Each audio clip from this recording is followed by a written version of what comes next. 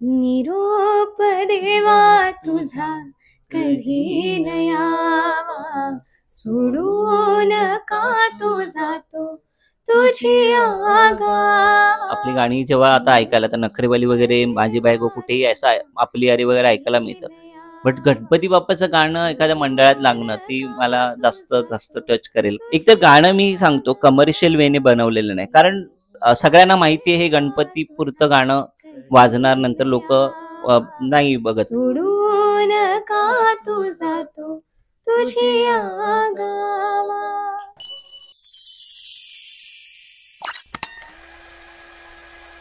नमस्कार, मी कस्तुरी सिनेचित्रमध्ये तुमच्या सगळ्यांचं खूप स्वागत आहे. खरं तर बाप्पा जेव्हा येतो तेव्हा खूप जल्लोष असतो आणि सध्या एक गाणं आहे जे ट्रेंडिंगला खूप चाललंय. पण नेमका आवाज कोणाचा आहे, ती कोण आहे छोटीशी मुलगी, अशा चर्चा देखील झाल्या होत्या. पण ती छोटीशी नाही आणि आपल्या सगळ्यांची आवडती सोनाली. खरं तर सोनाली लहान बाळ म्हणतो ना आपण, की लहान बाळाचा इतका गोड आवाज असतो. आता स्वतःचाच आवाज एका लहान बाळाचा आवाज ऐकू येतोय, तो इतका गोड वाटतोय. तुला गाताना किती मजा आली आणि हे कानावर पडलं तर तुला तुझं लहानपण आठवलं, की मी कदाचित लहानपणी अशीच गात असेल? हा थॉट मला आला नव्हता, पण मी कमेंट्स वाचल्या की ताई आत्ता आम्हाला, माझ्या फॅन्सच्या कमेंट होत्या की आत्ता आम्हाला कळतंय की तू लहानपणी कशी गात असशील, तुझा आवाज कसा असेल. तेव्हा माझंच थॉट प्रोसेस चालू झाला की कदाचित. पण मज्जा आली. एक नवीन प्रयत्न होता, वेगळा प्रयत्न होता. वेगवेगळ्या जॉनरमध्ये तर गात असतो, म्हणजे गाण्याचे प्रकार बदलत असतात, तसा टोन बदलतो.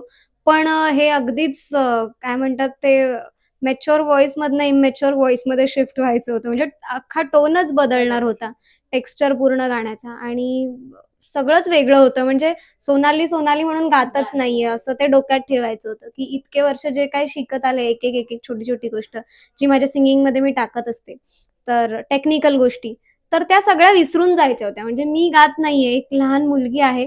त्यामुळे रेकॉर्डिंगला जाताना पण दादाला मी विचारलं, व्हिडिओ आपला कसा झालाय, कॉन्सेप्ट काय आहे, मला BTS वगैरे दाखव काहीतरी.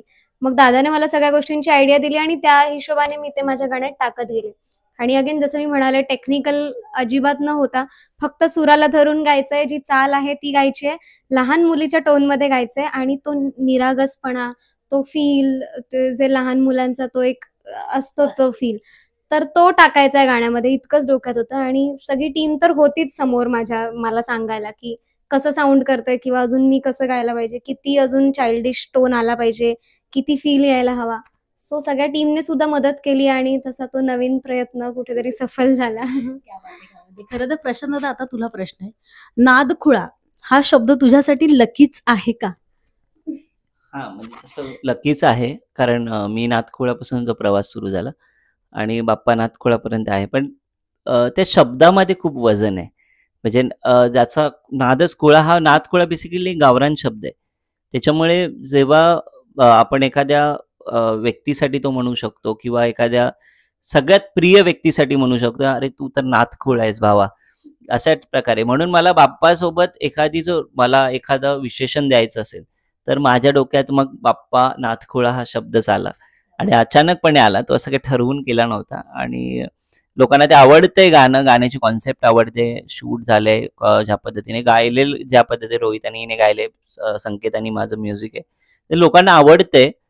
ज्या पद्धतीने डिरेक्शन पण झालंय, त्याचं DOPचं काम पण झालंय. सो आनंद आहे त्या गोष्टीचा. खरं तर तुमचा ग्रुप असू दे किंवा तुमच्या सगळ्यांचा बॉन्ड आम्ही बघत आलोय, पण प्रशांत दादाच्या प्रत्येक गाण्यात सोनाली सोनवणेचा आवाज हा असतोच. सो हे बॉन्डिंग कसं तुमचं जुळलंय? आणि सोनालीचा आवाज जेव्हा प्रत्येक वेळी आपण ऐकत असतो तेव्हा हे गाणं हिट होणार हे आम्हाला माहितच असतं.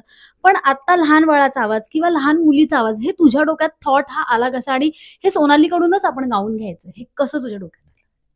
नाही, ऍक्च्युली सोनालीसाठी नव्हतंच गाणं. आमचं पहिल्यापासून होतं. स्क्रॅच तिने गायला होता, कारण तिला म्हणालो की मी लहान मुलीकडून गाऊन घेणार आहे, तर एक काम कर, तू स्क्रॅच गा, म्हणजे मला एक रेफरन्स तिला सेट करता येईल, की तिला ऐकवता येईल आणि त्या छोट्या मुलीकडून आपण गाऊन घेऊ. बट मला ती मुलगी तशी कोणी मिळाली नाही, जी त्या निरागस, जी बोबडे बोल असे, कारण आता लहान लहान मुलं आहेत ना, खूप सुंदर गातात. म्हणजे असं वाटतं ते मॅच्युअर झालेले आहेत. आणि एखाद दोन मला मिळाले, पण ते रियालिटी शो मध्ये असल्यामुळे, ते कॉन्ट्रॅक्ट मध्ये असल्यामुळे मला ते घेता नाही आले त्यांच्यासोबत. आणि मग उरलेले जे सगळे ते सगळे मेलोडियस मिळत होते.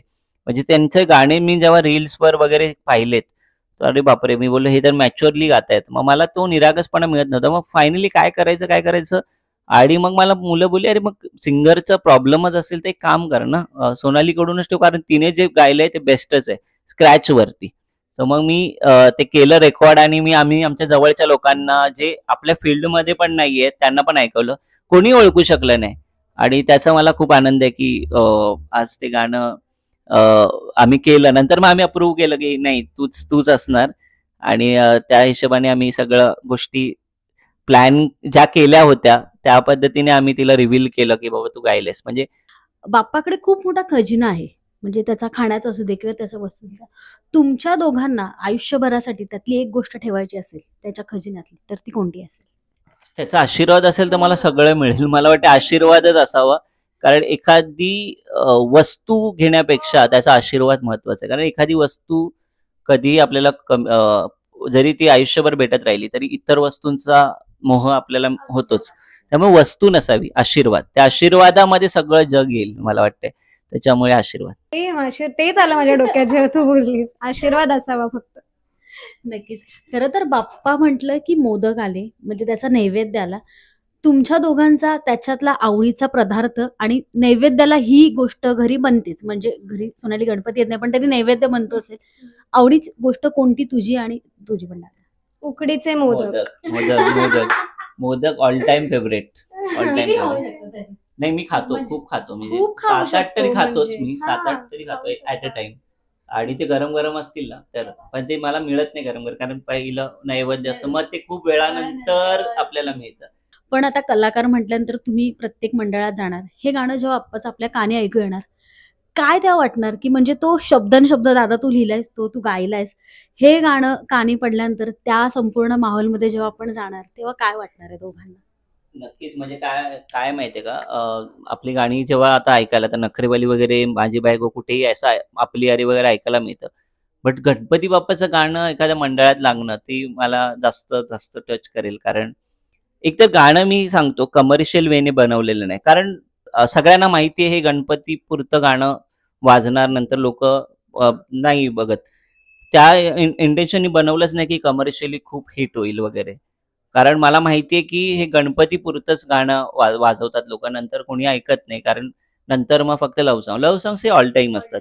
हा, त्यामुळे मला एकच आहे की त्या पिरियडमध्ये जरी हे गाणं कुठेतरी ऐकायला आलं ना तर मला खूप आनंद होईल. कारण लव्ह सॉंग्स तर आयुष्यभर ऐकायला मिळणार आहेत कानावरती, इकडे तिकडे, फंक्शनमध्ये, हळदीमध्ये, लग्नामध्ये. बट हे गाणं जेव्हा गणेशोत्सवामध्ये कोणीतरी वाजवेल ना तर जास्त आनंद होईल बेसिकली. खरं तर आता जो आवाज इतके दिवस गुपित होता, म्हणजे कळत नव्हता हा सोनालीचा आवाज, आता सगळ्यांना कळाले. सो जाता आता त्या गाण्याच्या लाईन्स झाल्या, ज्या हार्ट टचिंग लाईन आहेत, की मगाशी निक आणि आपण बोला विशाल की हे गाणं ऐकल्यानंतर आमच्या डोळ्यात पाणीच येतं, किंवा ही लाईन ऐकल्यावर आमच्या डोळ्यात पाणी येतं. निरोप देवा तुझा कधी न यावा, सोडून का तू जातो तुझी आगावा. निरोप देवा तुझा कधी न यावा, सोडून का तू जातो तुझी आगावा. खूप शुभेच्छा आणि खूप छान वाटलं. हे गाणं पण प्रशांत दादा तुझं हिट होणारच आहे, त्यात काही कमालच नाहीये. पण थँक्यू सो मच आणि Ganpati Bappa Morya. Thank you so much. Thank you.